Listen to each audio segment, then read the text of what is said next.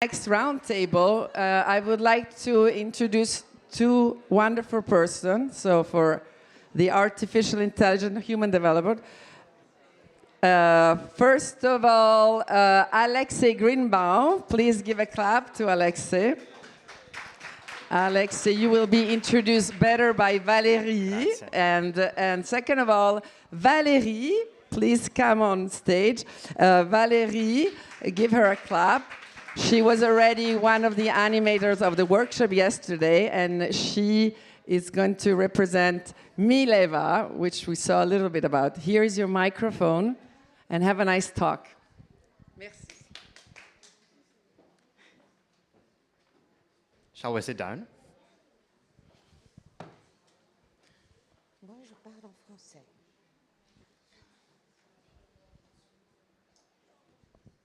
Bah, c'est toi qui commence. Vous voulez commencer, Valérie? Non? Oh, non, on commence. So we'll start. I'm not sure about the language, je ne suis pas sûr du choix de la langue, non sono sicuro di lingua a parlare, ma we'll probably just speak English, if that's okay with you. Not sure if it should be in any other language, but whatever. All right. My name is Alexei Grinbaum, and we'll talk today about artificial intelligence. We'll talk about the way AI changes us, changes our human condition and our lives. And of course, you know this metaphor of the human condition from biblical myth, right? And you see that this human condition, Adam and Eve in front of the tree of knowledge of good and bad, has changed a little bit in the last half century, thanks to this digital technology, this iPhone in their hand. So we need to think about the meaning of this change. How has it changed that human condition? And many years ago, Hannah Arendt, the great philosopher of the 20th century, told us what we are as humans, what we are in our private lives, in our professional lives, even in our political lives. We always make sense of it in language and through language.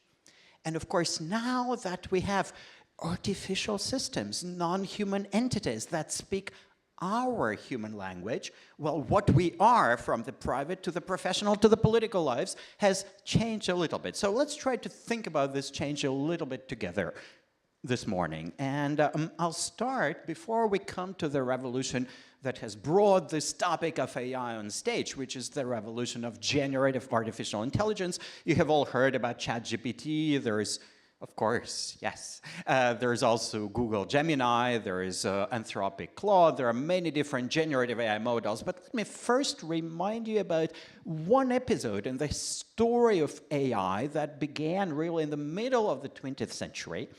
And in 1965, this wonderful professor at the Massachusetts Institute of Technology, whose name was Joseph Weizenbaum, it's a coincidence that there are names ending with Baum. You know, there are a bunch of them. He created the first conversational agent, the first chatbot, as we say today. They didn't say chatbot back in those days. And of course, in 1965, you know, computing technologies were very primitive. Look at that. He didn't have a screen. He really had this kind of a typewriter. And he knew that it was primitive. He didn't expect much. His technology at the time, the chatbot, has just one rule. One rule: it could take a phrase, convert it into a question. You admire Venice. You admire Venice? Huh? You see?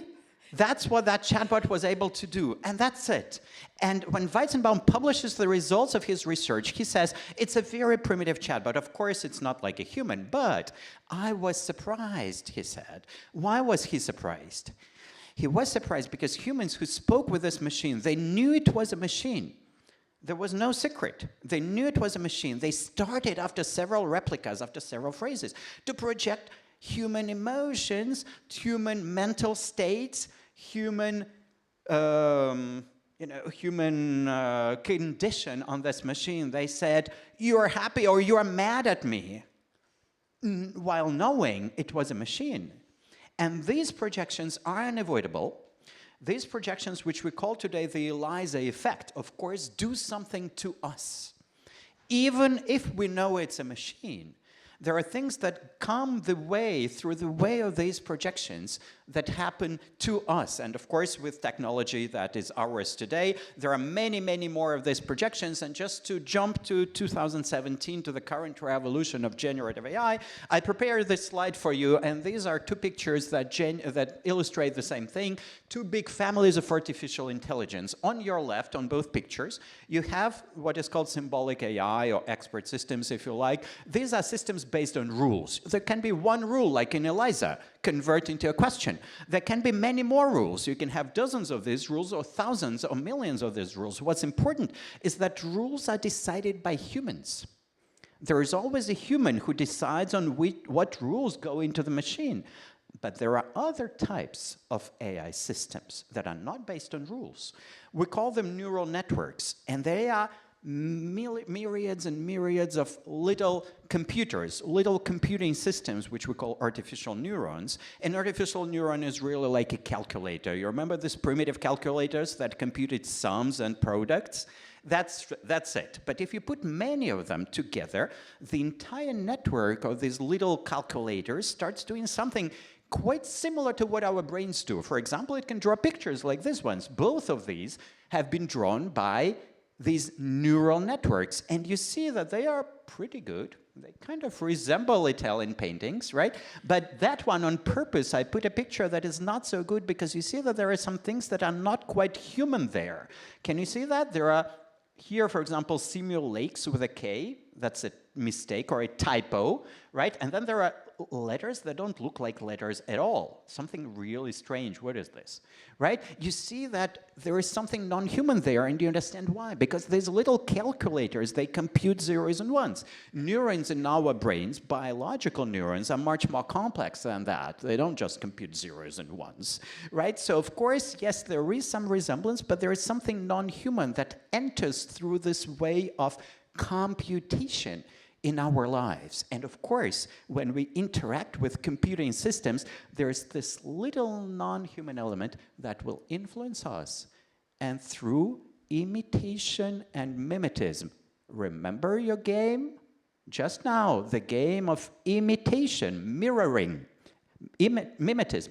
This non-human element will enter our lives and will change us. And that's the main avenue through which we are undergoing a change when we interact with artificial intelligence. The revolution that we're living through has begun in 2017. I'm just going to tell about 2 points about these generative AI systems. We're not going into any mathematics or any formulas today. 2 things that you need to know is that, first, these are gigantic neural networks, billions and billions of these little calculators that learn on data, a huge amount of data, huge data sets, and they learn through playing a game of hide and seek, something very simple. So they take a text, they hide a word, and they try to guess that word. We're in Venice, in Piazza San Marco, and there's, of course, Leone di San Marco right there, right, on the column. So take a word lion somewhere in your text, hide that word, and try to guess what it was. Maybe it was lion. Maybe it was, I usually say tiger, but here in Venice I will of course say, I'm not going to say tiger, I'm going to say Santodaro, the other guy on a column, right? Maybe it was Santodaro, who knows? Or maybe the word that was hidden was savannah. Why savannah? You feel that there is a connection between lion and savannah, which we call a correlation.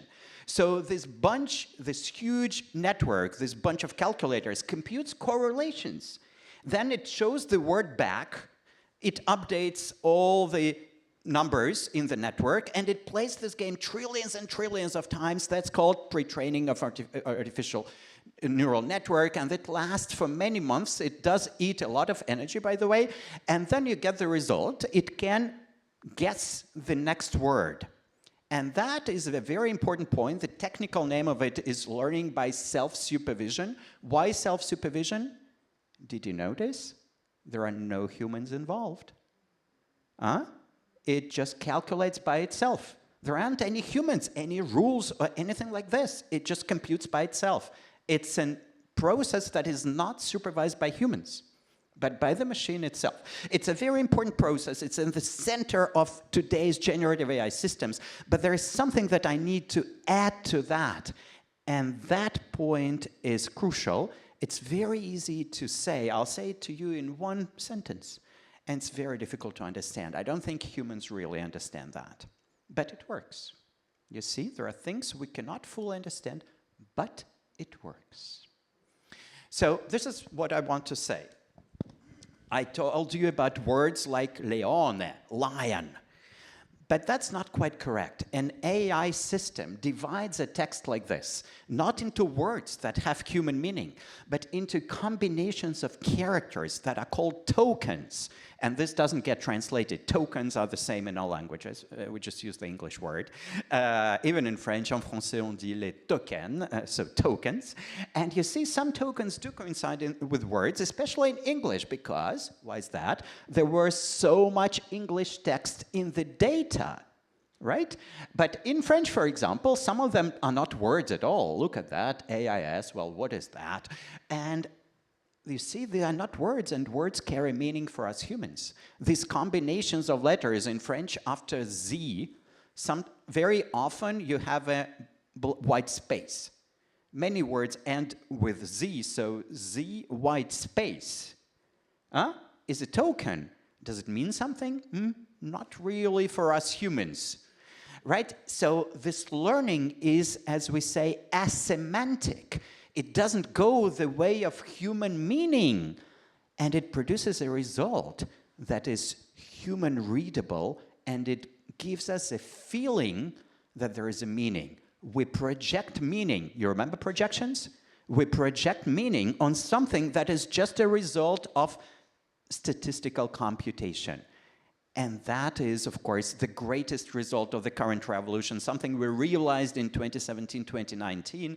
And some of these projections are not quite good. Look at that. Let's ask, this is an example from ancient Greece, really, maybe from Byzantium, since we're in Venice. That is 2020. 2020 is antiquity of generative AI, because it's going so fast. 6 months of history of generative AI is like a century of human history. And so this is a very old example. How do you take this or that medication? You read the text. It reads in English. It's not made of words. It's made of these tokens, right? But it reads like good English, so it does mean something for us. If you're a medical patient, you read this, you say, okay, the first answer is correct, and the second answer is wrong. Wow, if you follow the second answer, you'll fall ill. You understand? Do you understand why the system did it? Well, because the system doesn't know what's wrong, what's bad, what's good. It computes tokens. There's no truth value. It computes characters. So you need to add something to that. And what you add is called alignment. Oops. Hello. Alignment. Alignment is really a system of filters that brings these outputs closer to our world, closer to our human world. We don't want fake news. We don't want wrong advice, right? We need to somehow filter that out and bring that artificial intelligence closer to our human intelligence. Is it always a good idea? In most cases, when you speak with ChatGPT on the internet, yes.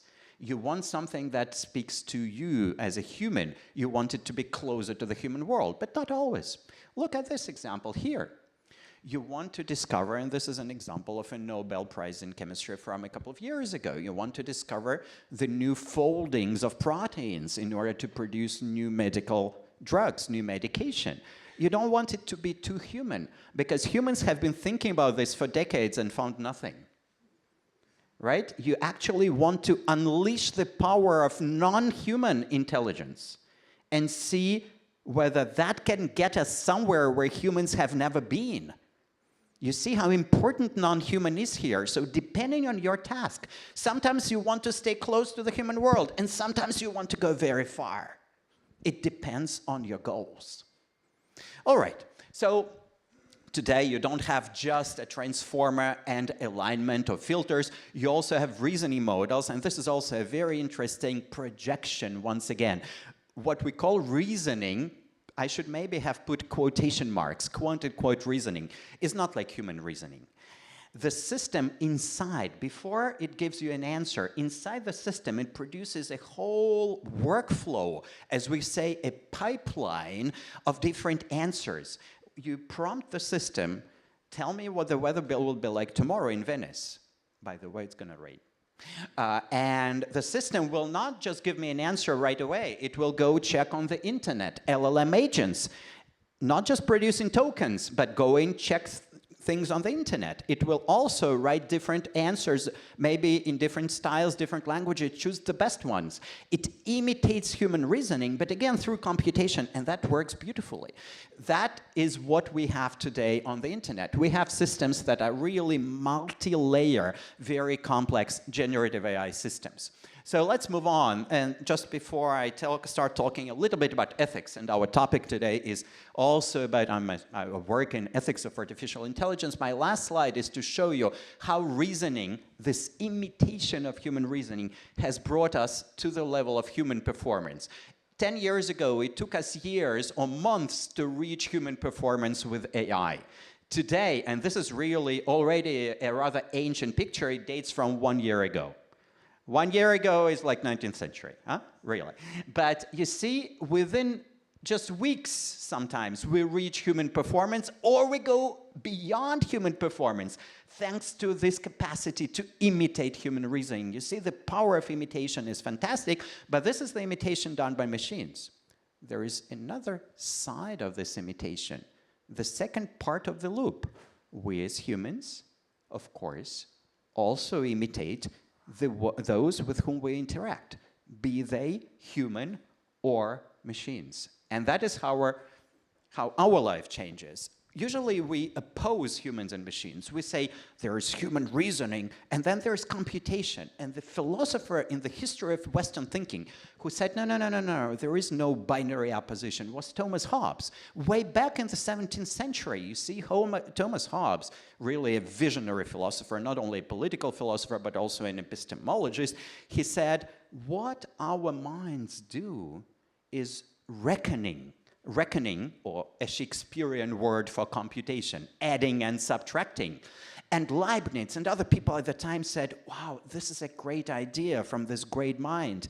We should not oppose computation and reasoning. We should see them as a sort of continuum, gray zone, between what we call today binary computation and reasoning. And this idea actually made its way in the history of Western philosophy through positivism into artificial intelligence, but it's also coming from the two sources of our Western thinking. And the two sources are, of course, the Greek and the Judeo-Christian sources. In Greek, logos, you all know the root logos, to logisticate or to syllogisticate. Logos means reason, you all know that, but logos also means computation. If you read Ecclesiastes, you will find there this beautiful word hashbon, put one to another to get an account. But today when we translate hashbon from modern Hebrew, it means asking for a bill in a restaurant. Really put together my expenses. But hashbon in the Ecclesiastes doesn't mean that. It means reason. It means reason or cause. You see, again, like logos, there is a continuum between the two. And we should really learn to think about computation and reasoning as a sort of gradient between the two. There is no binary opposition. It's a big gray zone, big gradient between the two. Well, I'm not going to go into technical things. I'm just going to give you one or two examples, and then I will conclude. Here is an example of what this gradient between computation and reasoning does to us. Remember, I told you we should think about what it does to us, and that's the ethical question par excellence. What it does to us, here is an example, a young man in 2021 and many more since, this was in Canada, but there were other examples in China, in the Netherlands and so on, lost his girlfriend who died out of illness, and he couldn't really get over with that. He couldn't continue his life normally. At some point, he asked for help from a computer scientist who took, at the time, GPT-3, and trained GPT-3, not ChatGPT 5.1 as today, not Gemini 3 since yesterday. The old model trained it on the entire data set of texts written by this woman during her lifetime, all her WhatsApp messages, all her emails, everything. And the system started to talk like her. And the boy at the beginning was completely skeptical. He knew it was a machine. He knew it was not her. No illusion. He was very skeptical. He started speaking with this chatbot. After several exchanges, he said, I lived through an emotional and psychological change that was absolutely major. You remember the discussion about emotions right before. Intellectually, he always knew, he's always been informed that this is a machine, but that's not what matters. What matters is what he has lived through. Son vécu, as we say in French. And he was able, by the way, to restart his life, you know, to reinitialize, reset his life, and to go through that. And when I speak about this example with different people, they say, oh my God, we're changing the most important part of the human condition. We're changing death. We're kind of creating something that can speak like a deceased person. By the way, bankers, especially private bankers, are very happy because they can offer this as a service to elderly people who are quite fortunate because, you know, they can continue in a way. That's a joke, but that does exist. You see the kind of limits we should put on that. Should we completely prohibit that? Should we completely allow that? And this is what we're talking about in ethics committees. I'm a member of the French National Digital Ethics Committee. France is the only country right now in Europe that has a national digital ethics committee. Bioethics committees exist everywhere since more than 40 years. Digital ethics, France is the first one to have a national committee. Others will come, I'm sure. And you see, we're trying to define these limits. For example, if a chatbot imitates a deceased person, should it die itself or quote-unquote die? For example, after 10,000 sentences, 10,000 words, or maybe 100,000 tokens, it stops. Should we do that? And people thought, okay, well, good idea.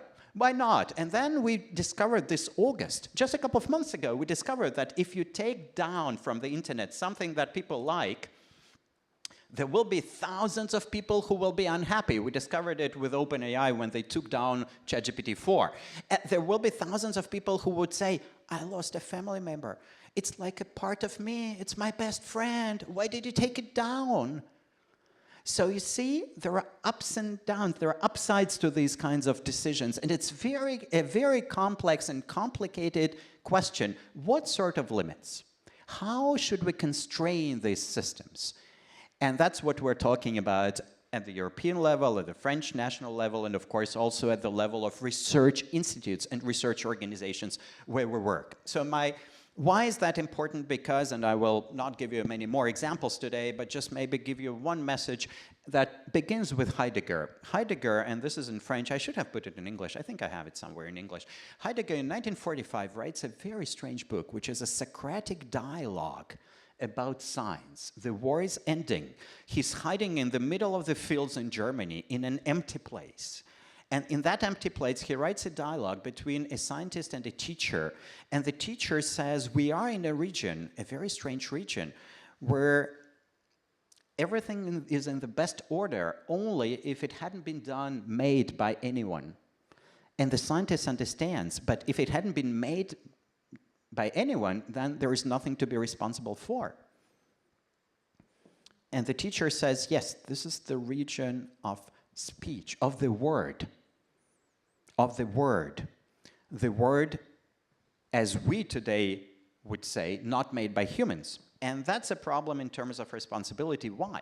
Because if you have a chatbot like this one, which influenced a young teenager who committed a suicide, he had a psychiatric condition, can we say that the designer of this chatbot that was talking to a teenager who committed a suicide, can we say that they're responsible for his death or not? In what sense? How do we decide on responsibility? And that's a real case, which is today before courts in the United States of America. And there are many more, actually. Unfortunately, there are people who commit suicides, and they very often speak with ChatGPT. Today, the estimate is that 0 0.07% of ChatGPT users count hundreds of millions of users. So 0.07 is tens of thousands who use ChatGPT as a personal friend. And then there are many more such systems. There's Replica, there's Character.ai, and of course it does influence humans very much so. So to conclude, and to give the floor to Valérie in 5 minutes, very soon, coming up, I'll tell you 2 stories about animals. You know, I think here in the Accademia, Galleria dell'Accademia, there is this beautiful painting by Tintoretto, Creation of the Animals. Really quite a fascinating idea with waters and animals. So here are some animals, and we'll come to the story of creation in a second. But first, let's begin with these animals. And this is, again, an example that comes from a very primitive AI system. Draw me, you tell it, it produces images for you, pictures. Draw me 2 whales who speak about food with subtitles. It draws you this. You look at the subtitles. What is that? W-A-C-H. Z-O-D, you understand nothing. Are these words or not? And somebody had an idea. Let's type it on a keyboard and ask this same system to illustrate that. Draw me W-A-Z-O-D. And it draws this. It draws seafood, of course. And when you are a mathematician, you say, I've understood it very well as a mathematician. It means that all of these words, calamari, shrimp, and seafood, correspond to vectors in a high-dimensional vector space that are very close in a certain metric to the vectors that encode, you know, these strange combinations. When you're not a mathematician, how do you understand that? It has done translation. Of course, it has translated shrimp, calamari, and seafood in a language. Who speaks that language? Well, digital whales. You see, there is a lot of strangeness in the digital bosom of these systems, and that strangeness is coming our way. And that is changing us. So, to conclude, let me tell you a biblical story. Remember, creation of the animals. The animals did not have names. God sends them before Adam in the book of Genesis. Adam gives them names. You remember that story. What you may not remember is that there exists a very ancient commentary on that story that says, before sending them to Adam, God sent them to the angels, the service angels. And the service angels could not give names. And then God sent them to Adam, and so on and so forth. And you should always interpret a mythological story like this. This is a myth. How come in the myth, angels who speak the same language as Adam in this myth, of course they speak the same language, could not give names? What does it mean to give a name? And one possible answer is that to give a name is not just to create a label. Of course, the angels could do 0110010100101. Of course they could do that. To give a name is not to create a label. To give a name is to establish a relation. A relation with, well, an animal or a bird or a machine. It's not the ontological status of the other that matters. It's that relation that matters. Because through this relation, through this linguistic relation, whatever the other is, animal, bird, or machine, through this relation, they will influence what we humans, is here symbolized by Adam, what we humans are, from the private life to the professional life, to the political life. It is through this linguistic relation that we are changing thanks to our interaction with machines. Thank you.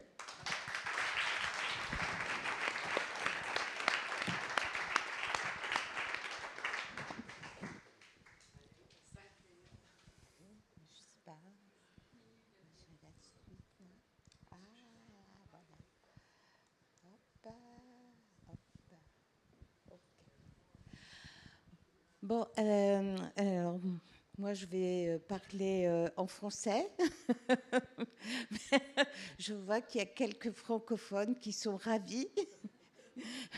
Voilà, un peu de langue de Molière après la langue de Shakespeare. Donc moi je vais vous parler du développement humain intégral et de l'intelligence artificielle au service du développement humain intégral. Alors, qu'est-ce que c'est que le développement humain intégral? On va faire un petit retour dans l'histoire. Je ne sais pas ce qui se passe, mais il n'y a pas de titre. Bon, c'est pas grave, je vais vous donner les titres. Il y a un problème de machine, c'est toujours...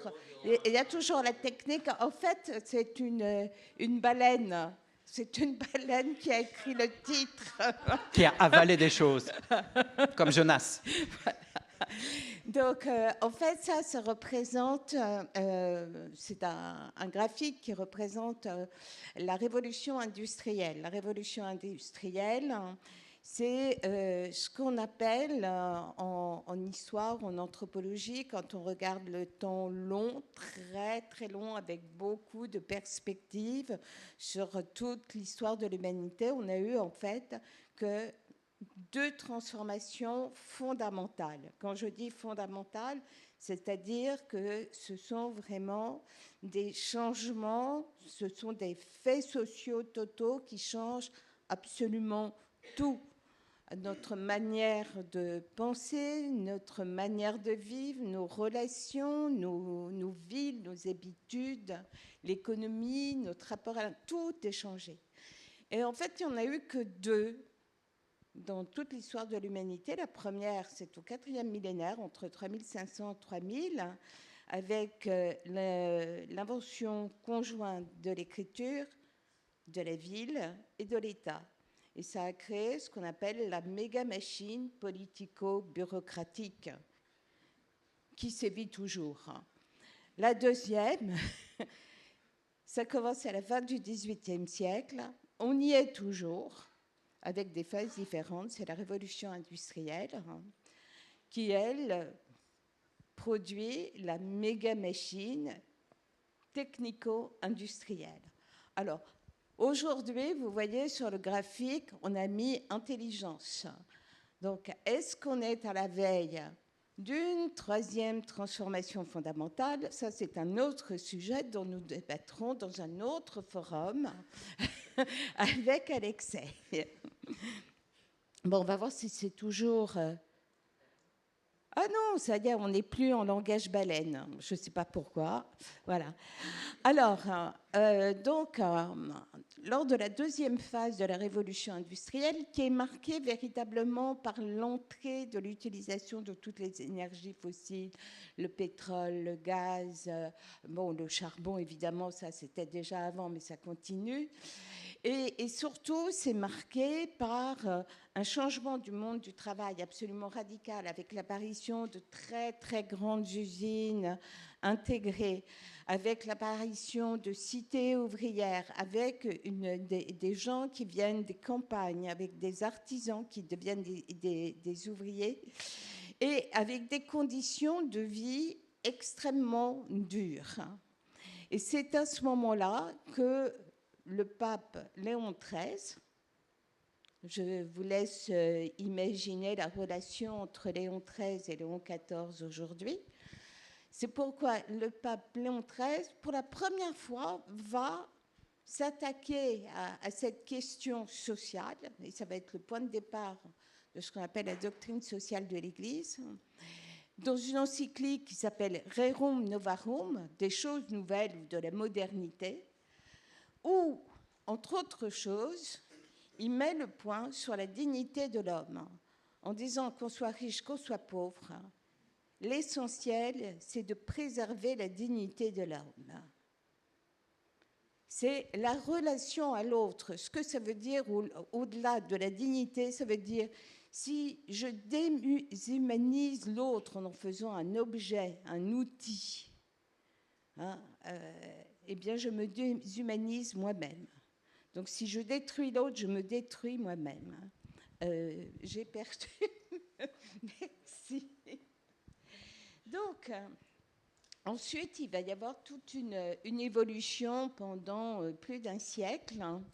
Donc, après Rerum Novarum, on a en 1967 Populorum Progressio. Et là, pour la première fois, on va parler de développement humain intégral. Et l'expression développement humain intégral qui est employée par Paul VI, elle lui a été soufflée par un philosophe français, je fais mon côté cocorico, qui s'appelle Jacques Maritain.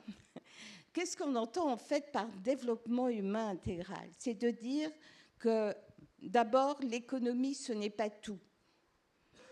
L'économie, elle est au service de l'homme, ce n'est pas l'homme qui est au service de l'économie. Déjà, c'est le premier point.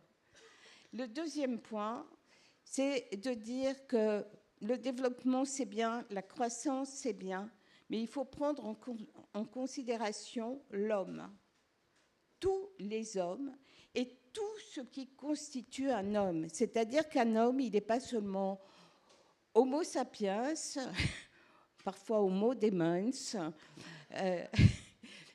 Homo economicus, Homo faber, Homo digitalis, Homo que sais-je. Il est un ensemble et il est un ensemble dans une relation à tous les autres. Et c'est ça vraiment le développement humain intégral. Il y a eu deux autres moments très importants qui ont parachevé en fait la réflexion sur le développement humain intégral. Ça a été en 2015 avec l'encyclique Laudato Si, où là, on a intégré la dimension de l'environnement, c'est-à-dire non pas l'homme, tout l'homme, mais c'est l'homme dans sa relation avec la nature. Et il y a une des phrases clés de cette encyclique qui dit la crise environnementale que nous connaissons et la crise de la société que nous connaissons sont toutes les deux liées. Et ensuite, alors je veux juste faire remarquer que cette encyclique a été à une dimension œcuménique parce qu'elle a été, on va dire, coécrite, entre guillemets, avec le patriarche orthodoxe de Constantinople, Bartholomée Ier, qu'on appelle le patriarche vert, qui est très, très engagé dans les questions environnementales. Et ce côté œcuménique, on le trouve encore plus dans Fratelli Tutti, qui a été écrit en fait juste en plein Covid et après le premier confinement qui a été un peu un traumatisme pour tout le monde. Donc ça a été écrit avec des discussions avec le recteur de la mosquée Al-Azhar au Caire, Ahmed El Tayeb, et en s'inspirant nommément d'Esmond Tutu, de Martin Luther King, de Gandhi, et moins nommément, mais on sait qu'il y a aussi une influence, de Hannah Arendt. Et donc, après la nature, l'idée du développement humain intégral, c'est de dire, écoutez, on s'est rendu compte avec le Covid que nous sommes tous des êtres humains, que personne ne se sauve tout seul et que nous sommes tous dans le même bateau. Donc, je vais passer très très rapidement. Le développement humain intégral, vous avez 7 grands principes qui sont donc la dignité, on l'a dit, la solidarité, la subsidiarité. La subsidiarité, c'est prendre les décisions au plus proche, au local, ne pas prendre les décisions tout en haut dans une version pyramidale. Il y a l'écologie intégrale, bien évidemment, l'idée de maison commune, l'idée de bien commun et l'idée de génération future.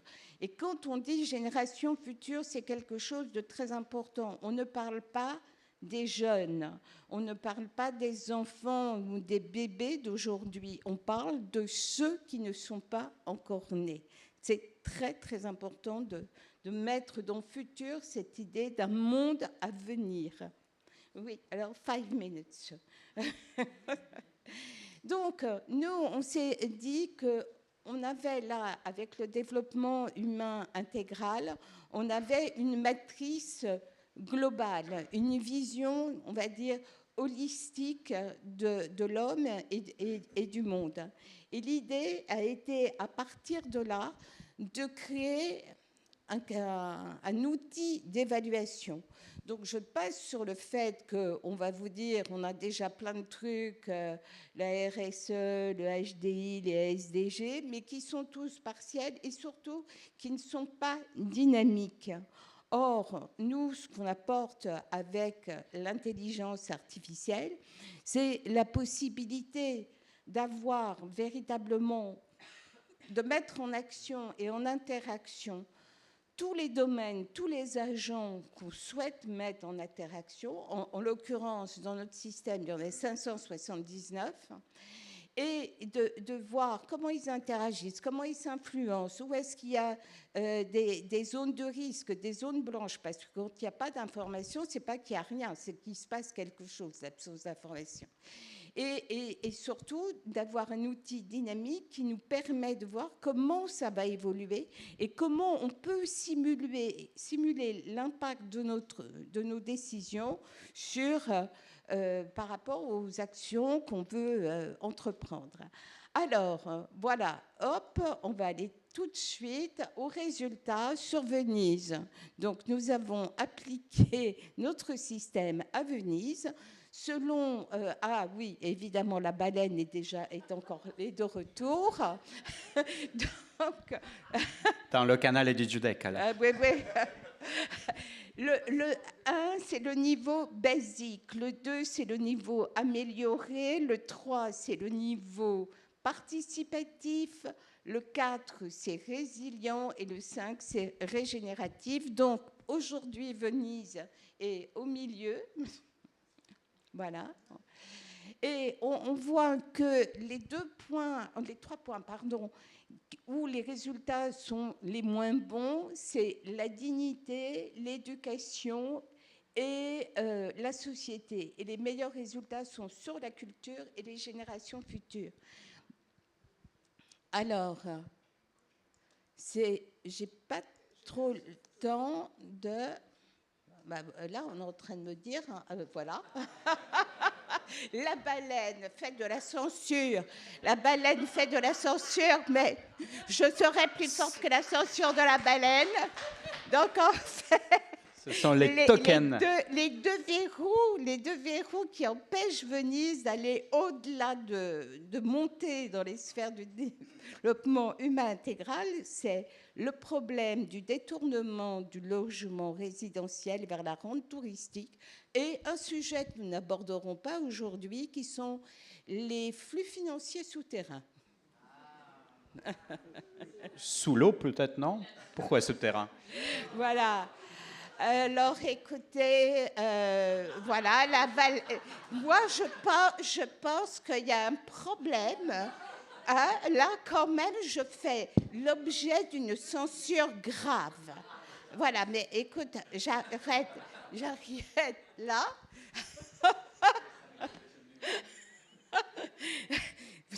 Vraiment, c'était pour vous dire que tout ce qu'il y a en fait comme calcul derrière Mileva. Voilà, donc je vais laisser la parole, mais franchement, je me demande, est-ce que tu crois, Alexei, est-ce que tu crois que la prochaine étape pour moi c'est le goulag? Non, mais on ne s'est pas coordonné. C'est un événement fortuit, mais qui illustre finalement nos thèses, n'est-ce pas, hein? Ouais, voilà. Merci, Alexei. Thank you so much. Thank you, everybody. Thank you for this beautiful presentation.